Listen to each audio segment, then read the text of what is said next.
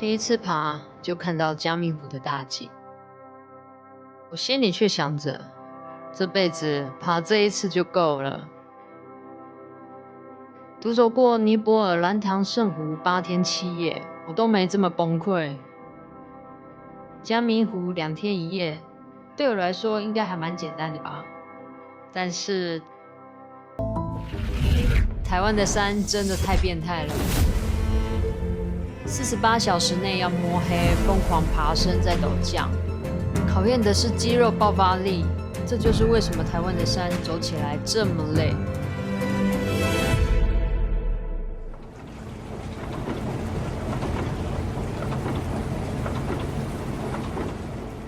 很幸运的，我在5月1号抽中嘉明湖山屋。我选择搭上自强号的腾云座舱，来到池上车站附近一间自助式背包旅馆，有女生4人房，干净的卫浴，旁边有小吃店、便利商店，门口还可以停租来的机车，蛮推荐的。现在是早上5点多，就每次爬山前都会有那种，就像小学郊游前都会睡不着觉。现在要骑机车上阳，因为没找到接驳，所以决定骑机车。沿途可以看到南横公路的景色。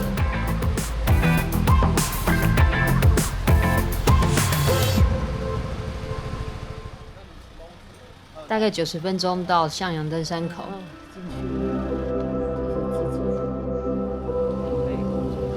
嘉明湖的1人1公斤活动，在登山口自己挖土石，背上山填补步道的冲石沟，1公斤的重量当作对这座山的一点回馈。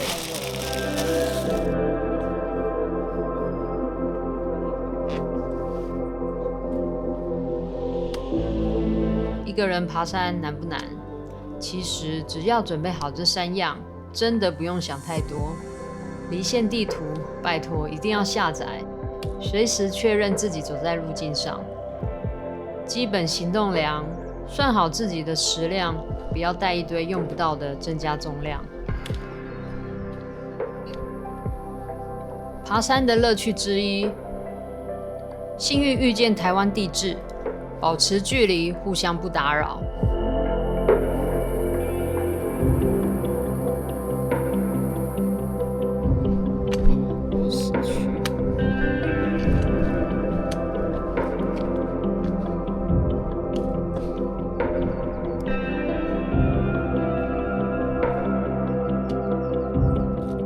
山屋搭餐与睡袋，这条路线很成熟，可以选择订协作餐。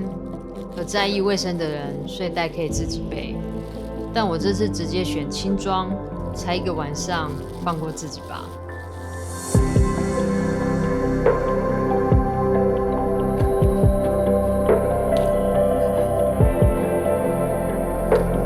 因为是一个人，警觉心自然会提到最高。随时注意体况，独攀比想象中安全。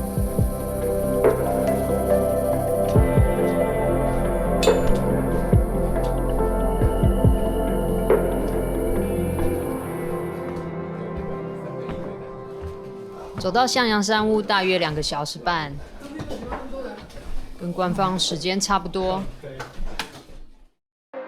我就在这里大休20分钟，吃个午餐。重新整理一下背包。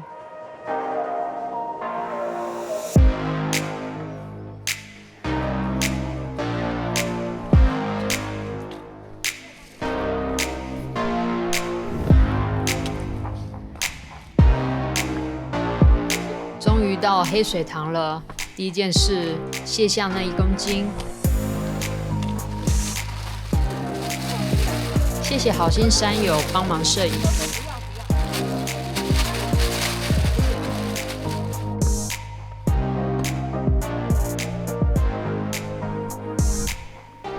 而这里就是黑水塘，山上非常重要的水源处。虽然因为地表植物落叶分解，水质看起来黑黑的，但它却是台湾水鹿、山羌这类高山野生动物赖以生存的饮水命脉。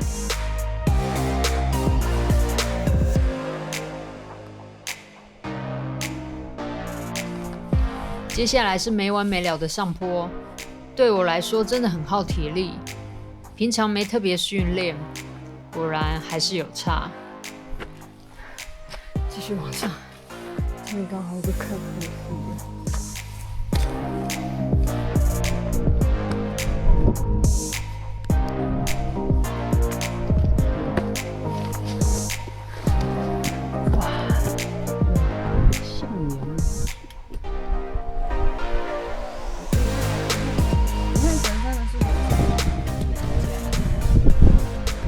小，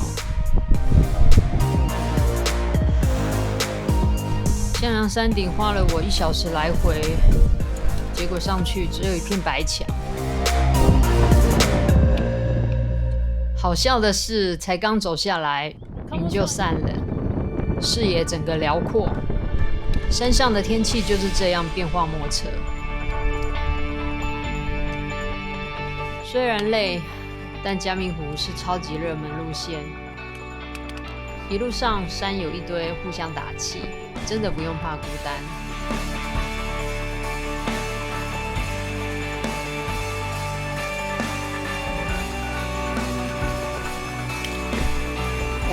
突然想要回程再爬上来，有点讨厌。还好一小段。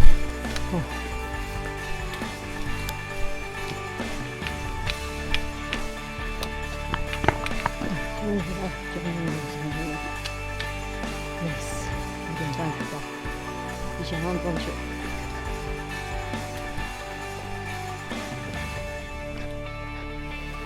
订协作餐很棒的一点，一到山屋就有热腾腾的晚餐。我爬山一向食欲很好，吃了2大碗，今晚也难得连续睡了4个小时。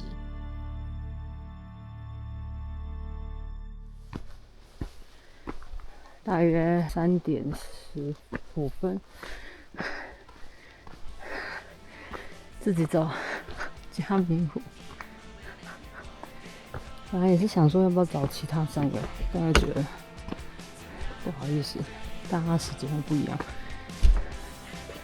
所以我就自己走。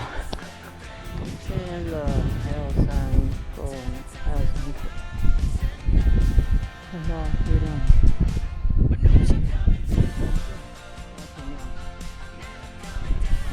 现在几点啊？4点53，大概再半小时就会天亮吧，应该半小时会到3点吧，或者是可能没办法走到，反正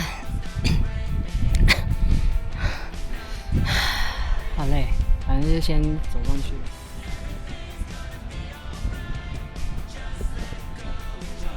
或许是凌晨起灯，加上山屋大同步的环境，在台湾爬山的体感真的比在内波尔累上100倍。当下心里只有一个念头：以后再也不在台湾爬山过夜了。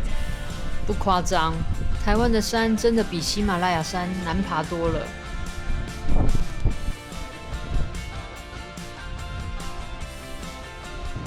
终究还是靠着意志力撑上了3叉山。没时间犹豫了，抓紧时间赶去嘉明湖。那抹蓝色眼泪出现在眼前时，尼泊尔的雪山记忆好像突然跟眼前的嘉明湖重叠了。喜马拉雅山很大，大到让人敬畏，而台湾的山很美，包容了我的渺小。2天1夜很短，但足够让一个在城市里卡住的灵魂重新充饱电，单纯享受这场跟自己的对话。